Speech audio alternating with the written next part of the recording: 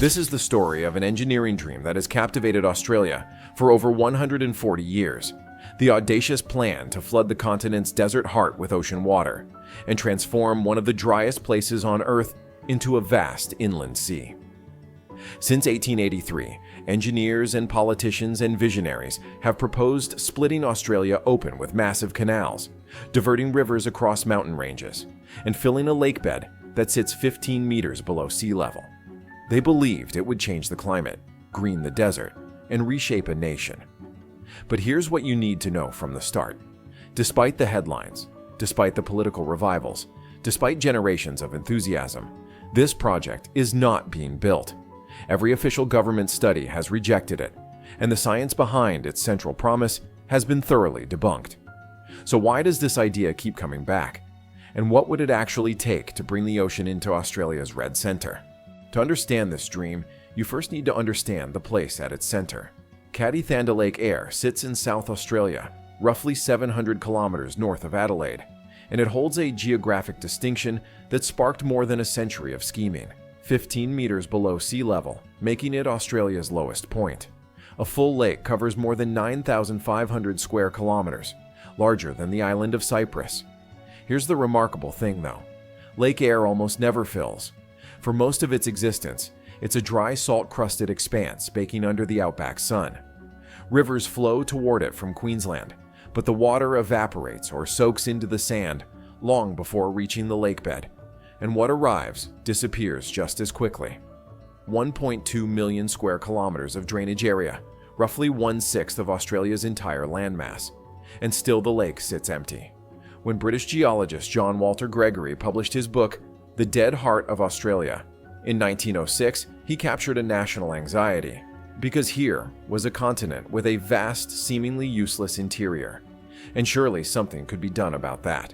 1883 brought the first serious attempt to fill Lake Eyre, when a proposal reached the South Australian Parliament with a concept that sounded straightforward enough. Dig a canal from Port Augusta at the head of Spencer Gulf, and let seawater flow downhill through Lake Torrens into Lake Eyre. 320 to 400 kilometers of channel, and since Lake Eyre sat below sea level, gravity would do the work. Parliament rejected it. The proposal surfaced again in 1905, and Parliament rejected it again. What killed it both times came down to engineering reality. 10 cubic kilometers of earth would need excavating, described at the time as earthworks, without precedent anywhere in the world. And the gradient posed an almost impossible challenge. Just 3 centimeters per kilometer, so shallow that engineers questioned whether water would even flow. Then came the evaporation problem, and this one had no solution at all. Between 2,500 and 3,500 millimeters of water vanish from Lake Eyre every year, a pan-evaporation rate of 3.5 meters annually. Any water pumped or channeled into the lake would disappear into the atmosphere faster than it could accumulate. Seawater brought another complication. 90,000 tons of salt depositing every single year, contaminating soils and blocking channels with mineral buildup. The Spencer Gulf Canal idea faded after that, but the dream itself refused to die. A new champion emerged in 1938, and this one brought credentials that commanded attention. Dr. John Bradfield had already designed the Sydney Harbour Bridge and Brisbane Story Bridge, making him a national hero. When this celebrated engineer turned his attention to Australia's dry interior, people listened, and what he proposed on October 1, 1938 in the Courier-Mail newspaper took a fundamentally different approach than anything before it. Forget seawater. Bradfield wanted to divert fresh water from the monsoon-fed rivers of North Queensland, the Tully and Herbert and Burdekin rivers, sending it across the Great Dividing Range through a system of dams and tunnels and channels spanning approximately 1,600 kilometers. The water would eventually reach Lake Eyre through natural river systems like the Thompson and Cooper Creek. But here's where Bradfield went further than simple irrigation. He made a much bolder claim that creating a permanent inland water body would modify Australia's climate itself. Evaporating water would seed clouds, increase rainfall across the interior, and transform the desert into productive farmland. Hydraulic dreaming is what later historians called it, and it operated on a continental scale.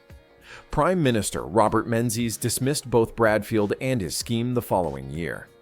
But the idea had already captured the public imagination. 1941 brought a new voice to the cause when prolific Australian author Eyre published The Great Boomerang, a book that carried inland water schemes to a mass audience with a slogan that stuck, "Water is life." Eyre helped to transform the Bradfield scheme from an engineering proposal into a national aspiration. The idea that Australia's empty interior could bloom with the right application of water and willpower embedded itself in the national consciousness. But even as enthusiasm grew, the science was crumbling beneath it. Researcher Anne Marshall published work in 1944 that debunked the climate theories underlying the scheme. And that's when the real damage came. A 1947 review by W.H.R. Nimmo exposed a fundamental flaw in Bradfield's calculations that should have ended the discussion permanently. Bradfield had estimated water availability using formulas developed for German rivers, formulas that assume much colder temperatures than tropical North Queensland actually experiences. His water estimates turned out to be 2.5 times higher than reality. The rivers he planned to divert simply didn't carry enough water to fill an inland sea. This wasn't a minor error. It undermined the entire premise. The Bradfield scheme refused to stay buried despite those findings. Federal Member of Parliament Bob Catter began championing a revised version in 1981, and he has continued advocating for it ever since, making him the scheme's most persistent modern supporter by far. A Queensland government consultant study in 1982 found the scheme physically possible, but added a qualification that mattered: only if high costs are acceptable. Then came the drought years and water crises of the early 21st century, and that's when interest revived again. Queensland Premier Peter Beattie urged a modern examination in February 2007, and several politicians expressed support in 2019. This time, the government decided to settle the question for good. Between 2020 and 2022, Australia's National Science Agency, the CSIRO, conducted the most comprehensive assessment of Bradfield-style proposals ever undertaken, examining both the original scheme and modern variations. Their findings left no room for interpretation. Building the infrastructure was technically feasible, meaning engineers could physically construct it. But the economics told a different story entirely. 16 to 32 billion Australian dollars for construction, with annual operating costs running between $140 and $280 million. $970 per megaliter is what water would cost to deliver to farmers. And that number destroyed the entire proposition. Farmers in Australia typically pay between $55 and $100 per megaliter for irrigation water, which meant the Bradfield scheme would deliver water at nearly 10 times the affordable price. No crop could turn a profit with water that expensive. The CSIRO also examined Bradfield's central promise of increased rainfall, and what they found contradicted it completely. Research from the University of Melbourne published in 2023 used climate modeling to test this exact question. No significant increase in rainfall appeared in the simulations, and what happened next surprised everyone. Irrigating the surface led to evaporative cooling of the air. The colder air didn't rise as much, and rainfall was actually suppressed. The scheme's fundamental premise wasn't just unproven, it worked backwards. December 2022 brought the final word when the Queensland government released findings from an expert panel led by Professor Ross Garnaut, a former economic advisor to Prime Minister Bob Hawke. Their conclusion was blunt. The Bradfield scheme and similar proposals fall at the first hurdle because there simply isn't enough water available on a consistent basis. 3,305 gigaliters per year actually available from the catchments. That's what the CSIRO found. Less than half what Bradfield had claimed. Professor Garnaut's panel went further still. They found no economic, environmental, social, or cultural heritage case for the immense storage of water in northern Queensland, with a view to moving it over long distances west and south for irrigation, and they recommended against proceeding with any Bradfield-like proposals. The Queensland government accepted all 8 recommendations. The scientific and economic objections carry enough weight on their own, but other dimensions deserve attention too. Lake Eyre is not empty wasteland waiting to be improved. A unique boom and bust ecology has evolved over millennia around periodic freshwater flooding, and when water does arrive naturally, as it has in 2025 following record Queensland rainfall. The lake transforms into something extraordinary.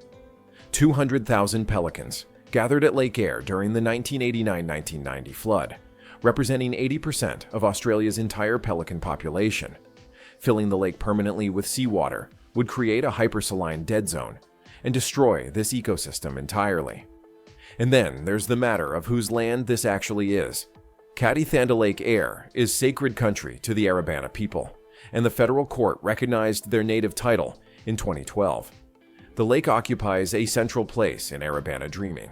The chair of the Arabana Aboriginal Corporation has stated that her people have a responsibility to look after the lake, and in turn, it looks after them. Preservation of the lake, she explained, means preservation of their culture. Any flooding scheme would require consent from traditional owners whose cultural connection to the lake spans thousands of years. 142 years have passed since the first proposal reached Parliament. The Spencer Gulf Canal was rejected as impossible. The Bradfield scheme was rejected as unaffordable. The climate benefits have been scientifically disproven. Every level of government has formally declined to proceed. And yet the idea persists. That persistence tells us something about the human relationship with landscape. Australia's interior has always provoked a peculiar anxiety in the European imagination. All that space, all that apparent emptiness. The urge to fill it, to make it productive, to prove mastery over nature, runs deep in that worldview. But the Arabana people have lived with Kati Thanda Lake Eyre for thousands of years, without feeling any need to fill it with seawater. They understand that the lake is not empty, it is waiting. Water arrives when the rains come. Life bursts across the basin. Then stillness returns. That cycle is not a problem requiring a solution. It is simply the nature of the place. No construction is underway as of now. No funding exists, and no active government project aims to bring the ocean into Australia's desert. News coverage in 2025 about Lake Eyre filling with water refers to natural flooding from Tropical Cyclone Alfred and record Queensland rainfall, the largest natural fill since 1974. A weather event caused it, not an engineering achievement. Bob Katter continues his advocacy for the scheme, but no new government interest, funding announcements, or corporate investment has emerged since the 2022 rejection. The inland sea remains what it has always been: a vision, a dream, a measure of human ambition, and a reminder that not every problem calls for an engineering solution. Some landscapes aren't broken, they simply operate on a timescale we find difficult to accept. Thank you for watching. If you found this exploration of one of engineering's most persistent dreams worth your time, please consider subscribing. We examine the world's most ambitious projects, both the ones that changed everything and the ones that remind us why some things stay the same.